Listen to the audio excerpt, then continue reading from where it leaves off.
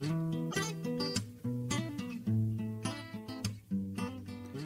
écoutez, faut partager ça. Pour rester branché sur ce qui se passe au Cégep de Baie-Comeau Et pour découvrir ces personnes inspirantes.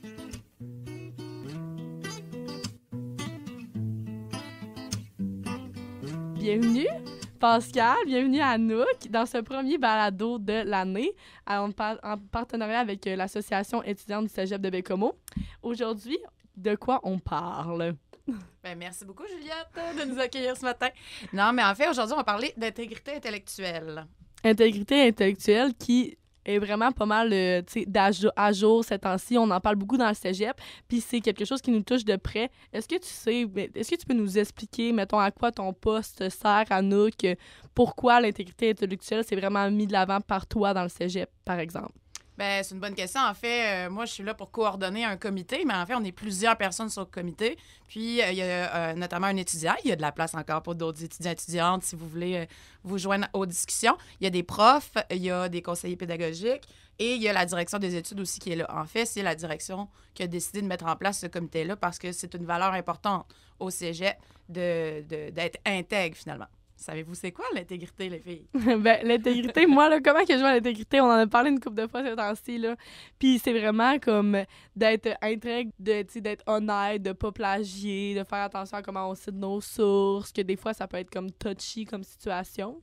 Je sais pas s'il passe de quoi. Ouais, c'est ça, la même affaire. Je dirais que c'est être honnête avec tes travaux, puis pas tricher. Je dirais que c'est ça. Bien, définitivement, ça, c'est... Tu sais, on parle d'intégrité quand on arrive à la sanction ou de le plagiat et tricher, mais c'est important de sensibiliser, d'y aller en amont. C'est-à-dire que de ne pas parler de punition, mais parler de qu'est-ce que l'intégrité. En fait, c'est être honnête, c'est être rigoureux, puis être sérieux dans nos travaux. Quand on est rendu au cégep, bien, on est aux études supérieures, donc ça prend une rigueur, puis un travail qui est crédible, finalement. C'est un peu tout ça qu'on veut mettre de l'avant, puis on veut sensibiliser auprès de la population étudiante.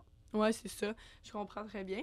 Mais dans le fond, dans l'intégrité intellectuelle, en gros, on voit comme tricherie, on voit plagiat, on voit point d'affaires, mais en fait, c'est quoi la différence entre, mettons, qu'est-ce qui est de la triche puis qu'est-ce qui est du plagiat? Bien, en fait, on parle de fraude, plagiat et tricherie. La fraude, ça inclut le plagiat et la tricherie. Le plagiat, ça va être surtout dans une intention délibérée d'aller chercher des informations, comme le copier-coller, par exemple, où on utilise une image dont on n'a pas cité la source. Tandis que la tricherie, ça va être plus, par exemple, faire un travail d'équipe alors que tu es supposé le faire à l'individuel. Okay. Donc, tu sais, c'est des petites nuances, mais ça n'empêche pas que la sanction demeure la même là, pour peu importe le cas de fraude. Puis, on parle beaucoup de travaux, par exemple, justement en collaboration ou aller chercher des informations et tout ça, mais faire appel à des outils auxquels on n'a pas nécessairement droit, ça aussi, ça fait partie de la fraude. On pense, par exemple, à ChatGPT, qui est la vedette de l'heure. C'est comme la question de l'heure, là. Exactement. Parce que moi, on se demandait beaucoup ça, là, dans nos cours. Il y a des profs qui le permettent en tant que tel, mais il y en a d'autres que c'est vraiment comme... On l'utilise pas en tant qu'objet d'aide, là. Fait que moi, je me demandais... Je voulais quand même savoir ton opinion là-dessus aujourd'hui, comme... Qu'est-ce qu'on en fait de tout ça? Parce que, tu sais, c'est même, à part le cégep, l'université aussi, c'est quand même des gros débats qui se passent en ce moment. Puis c'est ça, je me demandais en tant que tel, il va-tu avoir une classification, genre, de ChatGPT, ça va où, là? Ben, c'est une super bonne question. Puis en fait, j'aimerais aimer ça peut-être même avoir votre avis avant de vous donner la mienne. Vous autres, en tant qu'étudiante, comment est-ce que vous voyez l'utilisation, mettons, de ChatGPT? Mais moi, personnellement, là, genre, avant, l'année passée, j'avais jamais entendu parler de ça. Mais c'est pas tant une affaire qu'on peut utiliser, mettons, en sciences humaines. Moi, tu sais, je suis en sciences humaines, puis comme, tu sais, ça te produit des textes, mais comme, à moins que ça soit juste moi qui étais niaiseuse, puis qui avait juste jamais entendu parler de ça. Puis là, cette année, là, j'ai remarqué qu'à la dernière session, genre, les profs nous en parlent. Les profs sont genre, non, ChatGPT, puis tout. Mais genre, autre chose, mettons, qu'à la dernière session, j'avais jamais vu. Là. On en parlait entre étudiants, ça commençait à se tramer un peu. J'avais jamais entendu parler de ça par les profs, mettons. Mais t'en vois pas tant l'utilité, mettons, dans le style de travaux que vous avez à faire. Ben, tu sais, ouais, je sais pas trop, mais c'est juste que, comme, en plus, honnêtement, je vais mettre carte sur table. J'ai déjà checké, là, tu sais, je suis allée sur ChatGPT et tout, puis comme, je suis comme pas capable de trouver comment ça fonctionne. Genre, faut être bon, là, faut être bon. C'est vrai. C'est ça. Mais, tu sais, mettons, sciences nat, tu tapes, mettons, ta formule, t'as la réponse. Mais moi, j'ai jamais pensé à, mettons, à aller écrire une question philosophique là-dessus puis qu'il me sorte un texte là-dessus. J'avais jamais pensé. Ben, oui, vas-y. Ben, moi, dans le fond, au contraire, j'ai quand même pris ChatGPT. Je trouve que c'est quand même un outil, c'est surtout en sciences nat, là. Ouais. Tu sais, c'est quand même facile à utiliser. Puis c'est quand même, moi, pour des travails, justement, de recherche ou des choses comme ça, c'est tellement pratique. Puis ChatGPT, qu'est-ce qu'on a vu avec? Parce que, tu sais, on le sait clairement que je peux, tu sais, je suis quand même intègre, voyons. Intègre. Puis, tu sais, mettons, on le sait clairement qu'on peut pas copier-coller, mais quand tu demandes à ChatGPT, donne-moi des sources pour appuyer qu'est-ce que tu viens de me dire, il va tout te donner comme par où il a cherché les réponses et tout. Puis c'est quand même... Moi, ça m'a vraiment sauvé ça m'a quand même débouché des affaires que j'étais comme « Ah, j'aurais pas pensé aller voir là. » Puis ça aide dans ce point-là. Moi, ça m'a vraiment aidé dans cet objectif-là. Puis notre prof, moi, j'en ai parlé. J'étais comme « Mais là, j'ai utilisé ça. Là. Est-ce que c'est comme legit? » Là? Puis elle dit « Oui. » Tu sais, dans le fond, il t'a juste mené à tes sources. Puis ça a full été un bon outil dans mon cas. Mais l'année passée, j'étais responsable aux affaires pédagogiques, puis on en a vu des cas des personnes que, malheureusement, ben ça a été appel au plagiat, appel à la tricherie.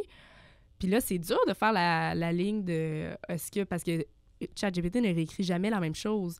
Fait que est-ce qu'elle a vraiment triché? Est-ce que c'est pas de la tricherie? Fait que c'est toujours là que la ligne est mince, là, dans le fond. Vraiment. Ben, vous avez nommé vraiment plein de choses intéressantes, surtout, tu sais, par rapport à cette vedette de l'heure qui est ChatGPT.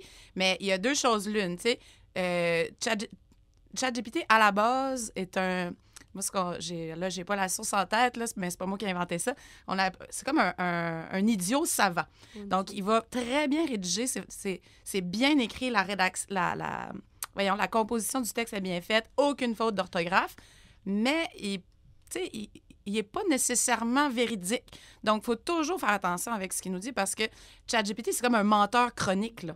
Donc, il fonctionne pour vous donner une réponse que vous avez envie d'entendre. Donc, si vous n'êtes pas à l'affût de ce qu'il raconte ou vous n'allez pas valider ce qu'il raconte, ben, puis qu'on prend ça pour du cash, entre guillemets, là, ben, on peut se faire avoir. Donc, ça peut être un bon point de départ, mais il faut toujours valider ce qui nous apporte, notamment par rapport aux sources. C'est une grande lacune. ChatGPT invente des sources. Okay. Puis, ouais. Oh my God, je savais pas, c'est bon. Ouais. Puis il est fait là, de façon impeccable, comme la norme APA ou nous autres, c'est Bernard Dionne peut-être. Là. Mais la source est très bien faite, mais ça se peut des fois ça n'existe pas, ou c'est dans un champ complètement distinct de ce avec quoi vous avez conversé. Donc, il faut être très, très vigilant. Okay. Puis comme Juliette l'a mentionné, c'est difficile à avoir une bonne réponse ou une réponse complète avec ChatGPT parce qu'il faut formuler, reformuler, puis le réorienter. Donc, nécessairement, il faut que vous soyez très à l'aise avec votre sujet pour être capable d'avoir une réponse satisfaisante avec ChatGPT. Donc, OK, je comprends. Faut être vigilant. Ouais, est-ce que vous pensez que ça devrait être comme complètement interdit comme site d'appui? Est-ce que ça devrait être comme vraiment, tu sais, quand on arrive dans un plan de cours puis ils nous montrent, ben dans le fond, ici, on n'a pas le droit d'utiliser ChatGPT. Est-ce que c'est comme des avis que les profs ont ou que c'est-tu un débat en ce moment aussi? Ça doit l'être, là? Absolument. Puis c'est sûr que chaque personne a sa façon d'enseigner ou ses stratégies. Il y en a qui vont vouloir l'utiliser notamment comme point de départ dans une recherche, comme on utilisait Google ou comme on utilise Wikipédia, par exemple, en autant que ça ne soit pas une finalité, tu sais, de prendre le travail puis de se l'approprier. Mais il y a aussi, dans les évaluations, là, c'est un autre manche, là, tu sais. Il faut vraiment se questionner à c'est quoi la plus-value? En fait, peu importe la techno qu'on va utiliser, en quoi ça nous sert réellement? Est-ce que il y a une utilité pédagogique derrière ça ou non? Puis à partir de ce moment-là, les profs vont pouvoir décider, moi, dans mon cours, je le permets pour telle chose ou pas pour d'autres. Moi, je le permets pas du tout. Au même titre que y en a qui font rédiger à l'ordinateur puis d'autres à la main. Donc, tu sais, il y a toujours une réflexion pédagogique derrière ça qui justifie l'utilisation ou non des technos. OK, je comprends. Puis en plus, dans un sens, c'est comme on s'en va vraiment vers là, dans ce sens-là, l'intelligence artificielle va juste falloir comme cohabiter avec elle. Là. On sera jamais capable de vraiment comme la resserrer puis que personne ne soit jamais, ait jamais le droit d'en toucher, mettons. Ben oui, puis ça serait complètement contradictoire de le faire dans la mesure où dans notre vie au quotidien, il y en a partout de l'intelligence artificielle. Tu sais, on a parlé de ChatGPT, mais Google Maps, tu sais, tous les navigateurs, les réseaux sociaux, tu sais, qui fonctionnent avec des algorithmes qui vous amènent dans des, tu sais, avec des publicités précises, etc. Tu sais, il y en a partout. Faut juste être conscient de ça puis être vigilant parce que, tu sais, toute intelligence artificielle est programmée par un humain. Fait que là, il faut se demander, c'est quoi l'objectif de la compagnie ou de l'humain qui est derrière ça? Tu sais, il y a une très grande différence entre est-ce que c'est des compagnies privées comme Microsoft, par exemple, qui ont des intérêts privés, ou c'est public, gouvernemental, par exemple, où là, on a un intérêt pour le bien-être de la population. Fait qu'il faut garder ça en tête. Parfait. Si on va un peu dans une autre direction, j'aimerais ça parler un peu aussi genre de sources, de citations.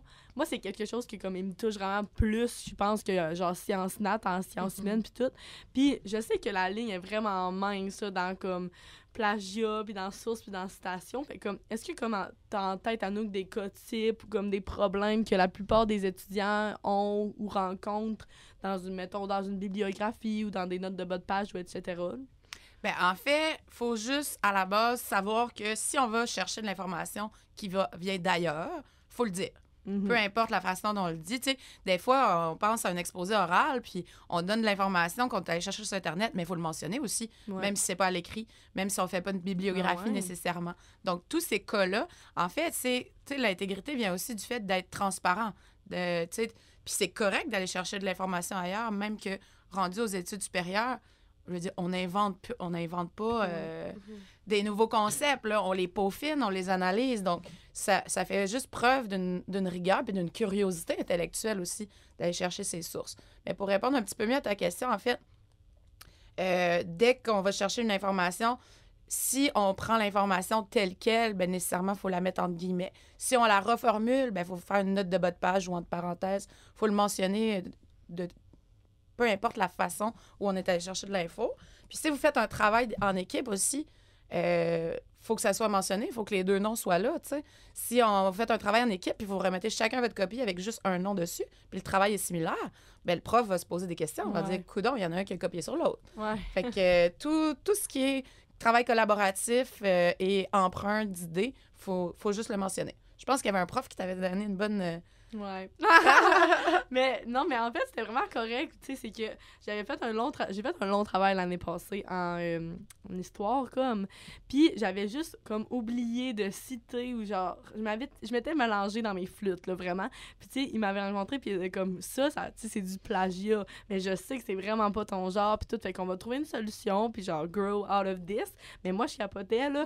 Je capotais, puis c'est pas parce que, tu sais, j'avais fait une bibliographie, j'avais fait des notes de bas de page. Mais tu sais, c'est ça, c'est que des fois, t'oublies de copier ton lien, puis il y en a une qui te passe entre les doigts, puis... Dans le doute, on cite. C'est ça. Mais ça, après ça, j'avais dit à Anouk qu'il y avait déjà un prof qui m'avait dit, dans le doute, cite. Fait comme, si t'hésites, cite tout de suite, puis comme, tu peux jamais trop citer, mais tu peux pas assez citer, puis ça coûte cher en tabarouette, là. T'as bien un cours, là. Fait comme, Mais c'est ça, finalement, il avait été vraiment gentil avec moi, là. Bien, tout est dans dans la connaissance de la cause. Une des plus grandes causes du plagiat ou de la tricherie, c'est la méconnaissance. On ne sait pas qu'on est dans une situation où on est en train de plagier, où il peut y avoir le manque de temps, procrastiner, puis là, il faut que je me dépêche à faire mon travail, fait que là, je vais grappiller des infos. Sinon, il y a aussi le manque de confiance en soi. Si on a des difficultés à rédiger, par exemple, à faire des phrases structurées, bien, mon Dieu, qu'on va trouver que les paroles des autres sont toujours mieux écrites que les nôtres. Fait que là, on va vouloir aller les chercher. Mais c'est pas grave dans la mesure où on le dit. Oui, exactement. Exactement. Puis là, d'ailleurs, Pascal était responsable aux affaires pédagogiques l'année passée pour nous dans l'association... pour nous, là, pour tout le monde, dans l'association étudiante. Puis là, on est rendu vice-présidente externe puis vice-présidente interne. Mais c'est quand même le fun de parler de ça, que nous autres, on a un petit volet pédagogique dans l'asso qui sert justement à aider les élèves puis à les amener à quelque part. S'ils rencontrent un certain problème de plagiat, tricherie, ça nous touche aussi, nous autres. Puis on a une personne qui s'occupe de ça dans l'asso. Fait que si jamais vous avez besoin et que vous nous écoutez, venez nous voir si jamais vous rencontrez un problème. Mais Pascal a un peu plus en parler que moi, je pense. Ben oui, 100%. L'année passée, on a eu, avec encore ChatGPT, on a eu quelques erreur avec ça. Puis les gens sont venus me voir parce que j'étais moi la responsable là-dessus. Puis c'est vraiment facile, là, on va voir, mettons, le prof en question. Puis moi, je suis là en tant que témoin parce que c'est pas... moi, je fais juste qu'il n'y ait pas de problème entre le prof et l'élève, là, qu'il n'y ait pas de conflit, etc. Puis dans le fond, on en parle. Puis aussi, on est quand même là pour les étudiants. Fait que moi, c'est sûr qu'on regarde... La personne responsable va regarder le dossier, elle va regarder qu'est-ce qui s'est passé. Est-ce que c'était vraiment, tu sais, on va regarder, OK, ça, cette phrase-là, OK, oui, tu l'as pas cité. Fait que c'est quand même, tu sais, on l'appuie, mais dans un sens, comme je dis, on est là comme témoin. Fait qu'on peut pas se battre avec un prof non plus, là. Hey, toi! Hey! mais c'est ça, mais on appuie ces personnes-là. Puis souvent, les gens sont, comme tu dis, là, Anouk, c'est vraiment méconnaissance. Là. Souvent, là, les élèves viennent nous voir puis sont comme, mais je comprends rien. Puis t'es comme, hey, tu sais, c'est difficile là, de comprendre ça. Puis tu sais, moi, j'ai fait une année en sciences humaines, fait que j'étais quand même, je comprenais le type bibliographie et citation. Mais en sciences nat, nous, c'est quelque chose que c'est complètement mis sous le tapis. Là. On en parle zéro là, en sciences nat. Là. Puis ça me quand même, moi, quand je suis arrivée en sciences nat, j'ai dit, hey, on n'a rien eu à date sur le plagiat. Puis pourtant, on fait beaucoup de travaux en équipe, des devoirs à remettre. Puis je trouve qu'en sciences nat, c'est comme là qu'il y a le plus de plagiat ou de... C'est quand même quelque chose qu'on n'en parle pas, mais tu sais, c'est quand même... On reprend tout de chacun ou on cite pas ou des choses comme ça que des fois, on en parle puis on est comme « Hey, mais tu sais, ça, OK, on va se l'écrire en bas, que pris de telle source sur Internet. » Fait que c'est quand même, tu sais, souvent, les gens, c'est ça, c'est de la méconnaissance. Puis quand ils viennent nous voir, on est là pour aider, puis pour faire, nous, on connaît ça, fait que, tu sais, va voir telle personne, elle va t'aider, nanana.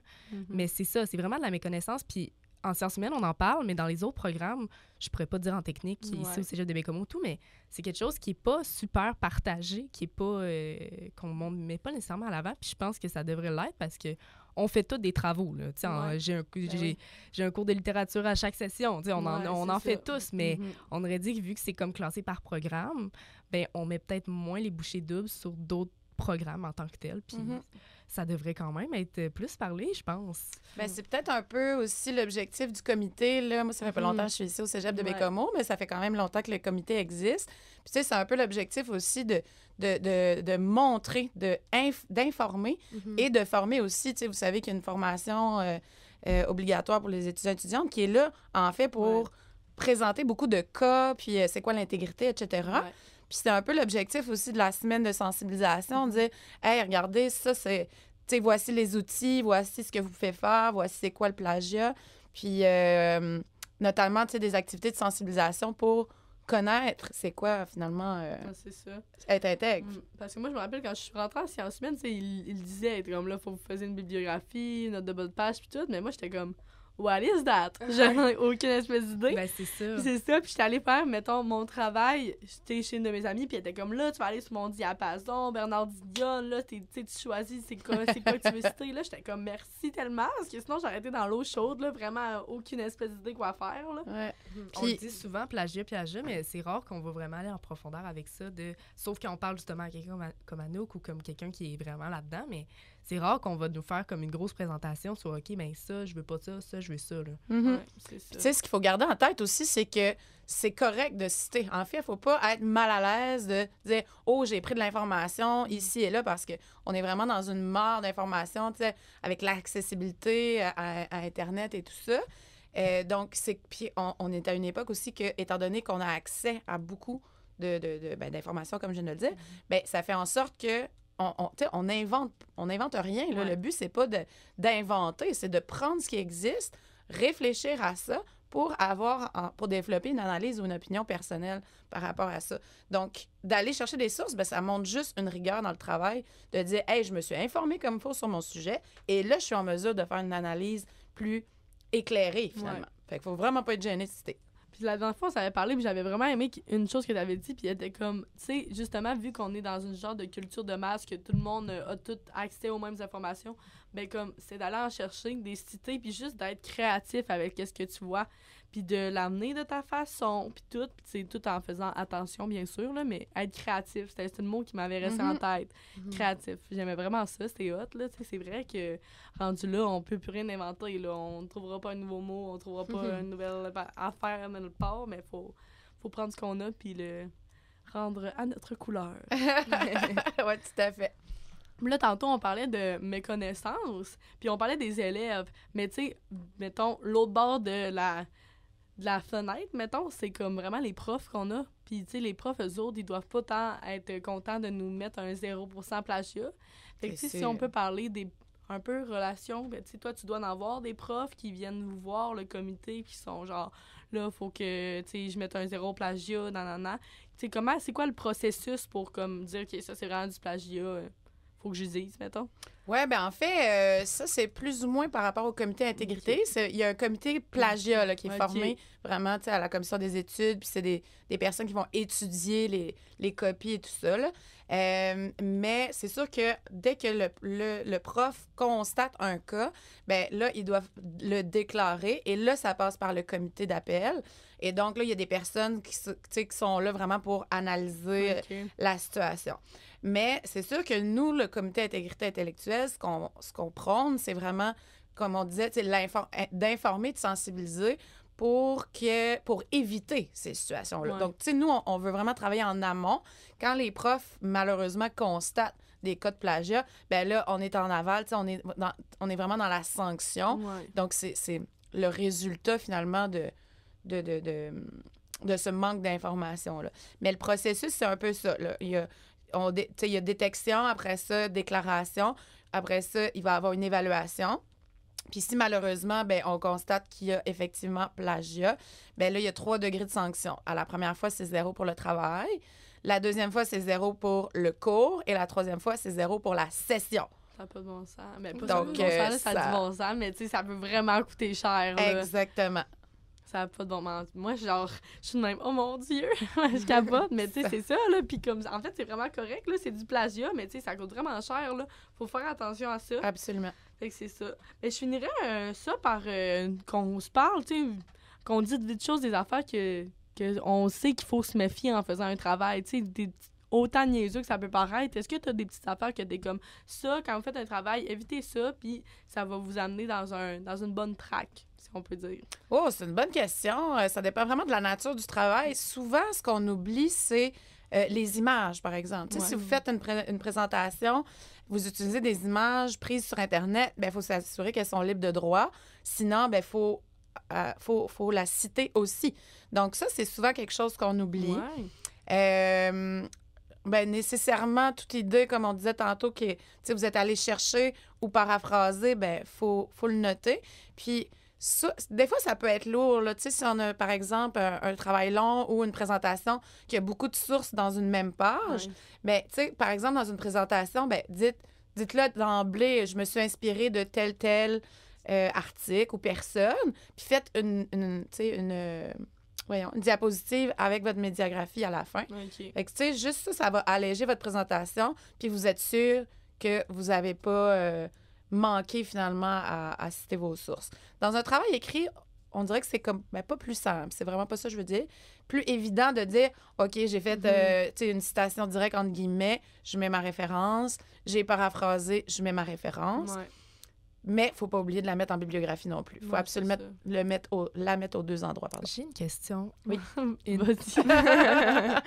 Une paraphrase. Je l'entends tout le temps, mais je m'en souviens... Ben, je sais sûrement su à m'amener, mais comme, c'est quoi une paraphrase? Parce que je trouve que c'est un mot qui est comme mis souvent comme...